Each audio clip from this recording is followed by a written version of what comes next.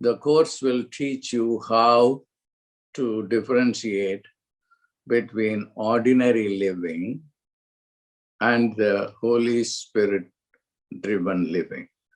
The ordinary living, which is the experience part, the Holy Spirit living is also an experience part, but they are two different experiences. When you are living like an ordinary human being, and your mind is completely out of control, you have anywhere between 30 to 50 thoughts. And you know what? And every time you think a thought, you are losing a quanta of energy. That's as simple as that. And if you analyze, why is the mind giving so many thoughts, 30, 40 thoughts a minute is an average? Because there is a bug in this system. We do not know what thought to think and what not to think.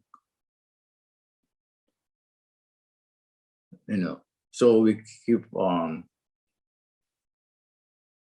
continuing life in confusion and distraction.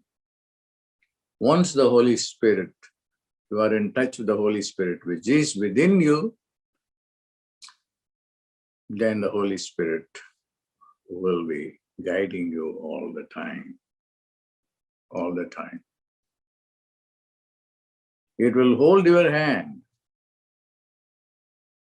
and then walk you through the life.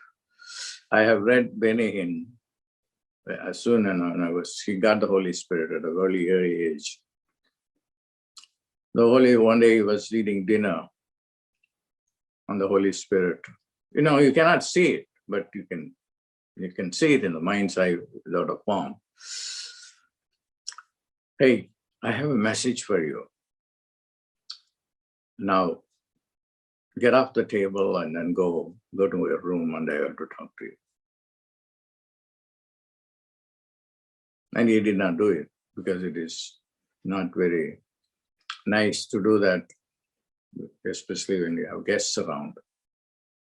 Then the Holy Spirit was very upset. It punished him.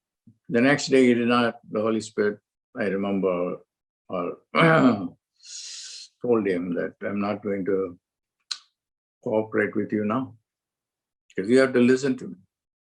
Then he corrected himself. So the Holy Spirit is the inner wisdom that you will feel, and the Holy Spirit will guide you.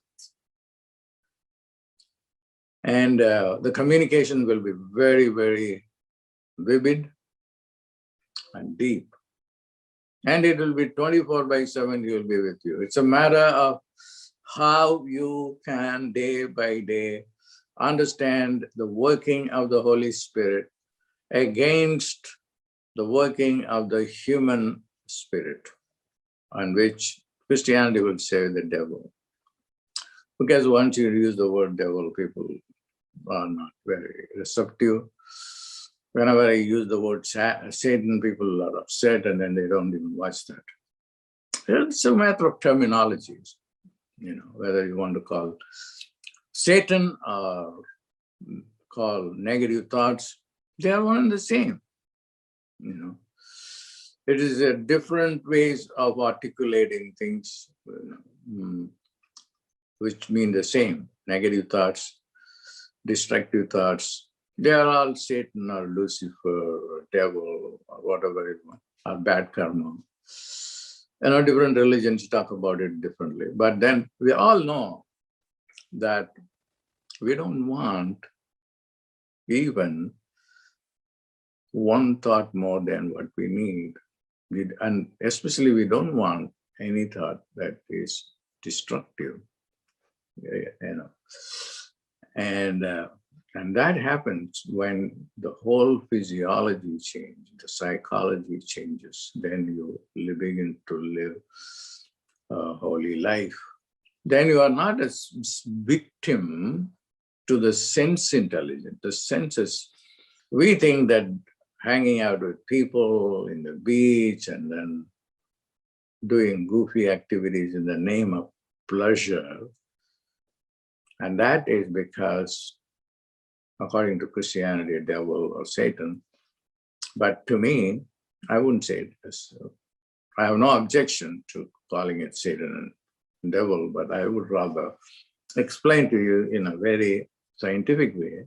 That is because of the power of the senses, sense pleasures.